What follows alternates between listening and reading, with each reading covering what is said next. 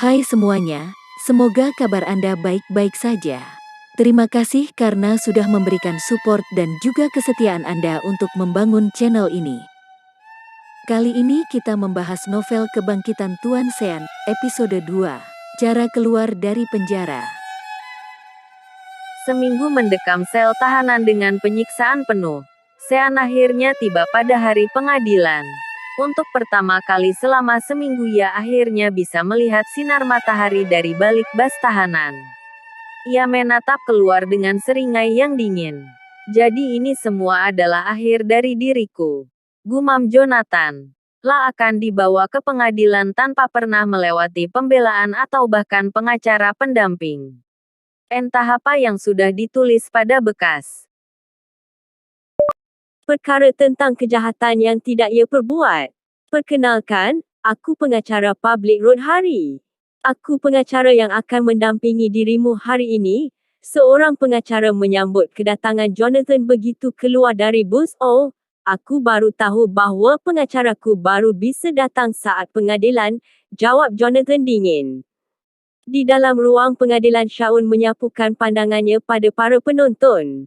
Di sana ia menemukan wajah Catherine kekasihnya yang penuh kebencian. Di sampingnya adalah Kalen, pria yang penuh ambisi untuk mendapatkan cinta Catherine. Jadi dia bahkan percaya bahwa aku yang melakukan kejahatan pada Anne. Batin Jonathan. Mata Jonathan kemudian melirik ke arah Rode. Dia hanya sibuk dengan game di ponselnya dan bahkan tidak mendiskusikan apapun dengan Jonathan. Jangan berusaha mendebat, jaksa penuntut. Akui semua kesalahanmu maka kamu akan mendapatkan keringanan hukum, kata Rode ketika hakim mulai duduk di kursinya. Tidak. Kenapa harus mengaku jika bukan aku pelakunya? Penjahat yang sebenarnya harus ditangkap. Semua bukti sudah mengarah padamu. Kamu hanya akan buang-buang tenaga. Jonathan mengepalkan tinjunya. Sedari awal ia sudah tahu bahwa dirinya dijebak. Matanya terus menyapu ke arah penonton persidangan. Ia harus mencari tahu siapa yang paling diuntungkan jika dirinya dipenjara. Apakah itu perbuatanmu, Kalen? Dari semua orang, Kalen adalah orang yang paling diuntungkan jika Sean dipenjara. La sudah lama mengejar Catherine, dengan dirinya di penjara maka Kalen akan dengan mudah mendapatkan Catherine. Tersangka berikutnya yang menjebak Jonathan adalah ayah Catherine. Ia adalah pengusaha kaya raya yang sangat membenci dirinya karena menjadi pacar Catherine. Selama ini ayah Catherine adalah yang paling vokal untuk membuat Shaun menjauh dari Catherine. Berapa banyak wang yang sudah kamu dapatkan dari orang yang menjebakku? Rod tertegun, ia menghentikan jemarinya yang tengah memainkan game. Ternyata kamu tidak sebodoh yang aku pikirkan. Jadi cukup diam dan nikmati takdirmu. 30 menit kemudian sidang memasuki babak akhir. Jonathan menyimpan bara api di dadanya. Ia melihat semua bukti begitu sempurna untuk menjadikan dia tersangka. Jonathan bahkan heran saat jaksa penuntut menyebutkan bahwa terdapat sperma Jonathan di alat vital Anne. Semua bukti bahkan dipalsukan dengan sempurna. Pengacara, saksi dan jaksa penuntut sudah disuap. Jonathan Winston, Anda dituntut 20 tahun penjara atas kejahatan pemerkosaan dan juga penganiayaan. Palu diketuk 3 kali dengan hanya proses 1 kali sidang. Seolah semua sudah dibingkai dengan rapi hanya untuk membuat Jonathan berakhir membusuk di penjara. Bukan aku pelakunya. Biarkan aku memberikan pembelaan, teriak Jonathan. Dengan tangan yang diborgol ia bahkan berhasil membalikkan meja di depannya. Petugas polisi segera melumpuhkan Jonathan dengan berbagai pukulan untuk menghentikan dirinya yang terus mengamuk. Tak ada yang mendengar raungan Jonathan. Semua orang hanya menatapnya dingin. Setelah itu hakim, jaksa dan bahkan Catherine kekasihnya sendiri pergi meninggalkan dirinya. Catherine, apakah dirimu bahkan tidak mempercayaiku? Tanya Jonathan dengan wajah putus asa. Dua polisi sudah mengunci tubuhnya yang tertelungkup di atas lantai. Catherine berbalik dan menatap Jonathan yang tampak menyedihkan di atas lantai dingin ruang sidang. Aku menyesal pernah mengenal lelaki kejam sepertimu, kata dingin Catherine menusuk jantung Jonathan. Kalimat itu bahkan lebih menyakitkan daripada vonis yang ia dapatkan.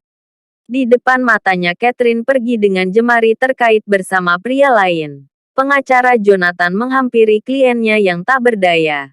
Ia mendekatkan mulutnya ke telinga pengacara Jonathan menghampiri kliennya yang tak berdaya. Ia mendekatkan mulutnya ke telinga Jonathan. Kesalahanmu adalah jatuh cinta dengan Catherine. Seandainya kamu tidak menjalin kasih dengan Catherine maka baik Anne dan dirimu tak akan menjadi korban. Setelah mendengar perkataan itu, Jonathan semakin berusaha untuk keluar dari cengkeraman polisi yang menahan tubuhnya. Ia ingin menuju rahang road hingga hancur dan tak mampu lagi berbicara. Hanya saja semakin kuat Jonathan berusaha lepas, semakin menyakitkan pula kuncian yang telah polisi lakukan padanya. Rod pergi meninggalkan Jonathan dengan senyum sinis penuh ejekan, "Aku pasti akan membalasmu." Di dalam rumah tahanan, Jonathan langsung disambut oleh kelompok napi lain yang menatapnya dengan wajah mengintimidasi. Saatnya pesta penyambutan. Pemimpin kelompok dengan badan tinggi besar mulai memberikan isyarat pada anak buah di sekitarnya. Mereka segera mengelilingi tubuh Jonathan. Dua di antaranya sudah mengapit lengan Jonathan. "Apa yang akan kalian lakukan?" "Merawatmu dengan baik. Itulah perintah yang kami dapatkan. Aku akan memanggil sipir penjara jika kalian menyakitiku." Itu semua tidak akan ada gunanya. Mereka sudah disuap untuk menutup mata dan juga telinga pada apapun yang akan terjadi padamu di dalam penjara. Siapa yang menyuruh kalian melakukan ini? Kamu seharusnya sudah tahu siapa yang membayar kami. Jonathan gemetar. Ia hanya seorang diri sementara para napi di sekelilingnya lebih dari 10 orang. Pari napi itu saling bertukar pandang. Sebelum mengarahkan semua pukulan ke tubuh Jonathan hingga seluruh tubuhnya terasa terbelah. Darah segar keluar tak hanya dari mulut, tapi juga dari hidung dan telinganya. Mereka kembali ke kamar masing-masing setelah meninggalkan Jonathan terkulai lemas di atas lantai dingin dengan noda darahnya di setiap sudut. Jonathan selalu mendapatkan perlakuan buruk hingga semua bekas luka menghiasi tiap inci tubuhnya. Ia seperti samsak yang digunakan oleh para tahanan lain untuk melampiaskan semua emosi mereka. Perutnya juga pernah tertusuk ujung pasta gigi yang sudah diruncingkan hingga membuat ia dirawat di klinik rumah tahanan. Untuk pertama kali setelah melewati neraka selama 9 bulan di penjara, ia mendapatkan sebuah telepon dari rumah sakit tempat Anne dirawat. "Kami ingin mengabarkan bahwa pasien wanita bernama Anne sudah meninggal sore tadi." "Tidak mungkin," gumam Jonathan. Telepon itu terlepas dari tangannya.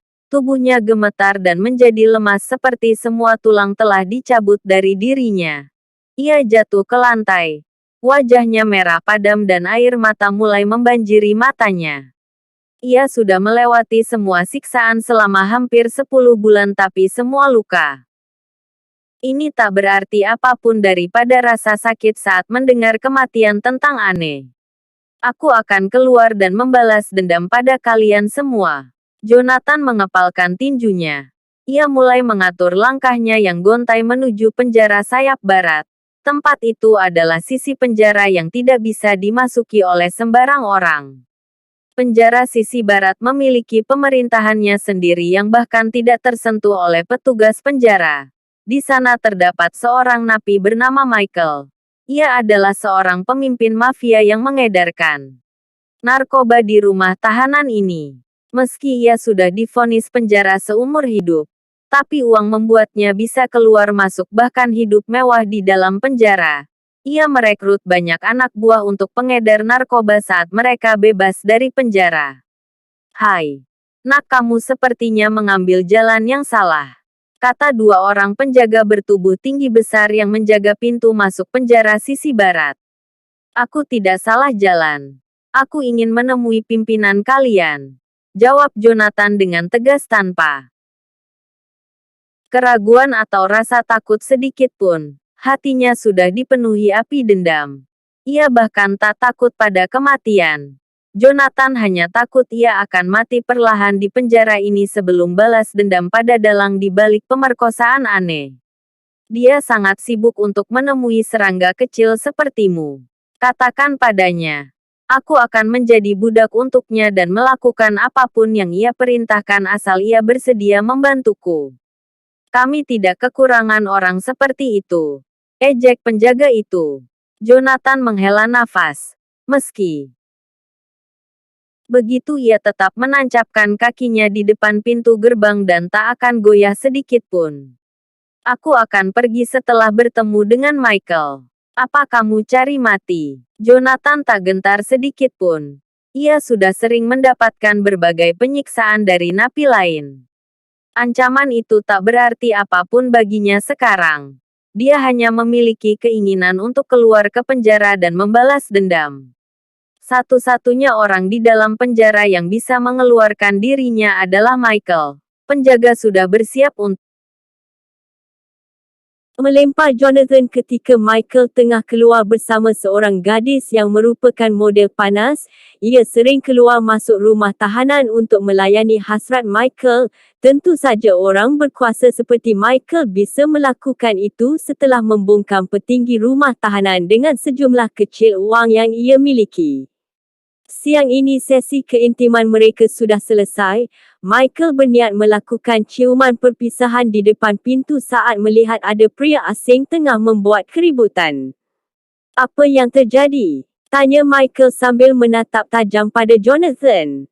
Tuan Michael, tolong bantu aku. Jonathan berlutut di depan kaki Michael. Ia sudah meninggalkan harga dirinya sejak lama.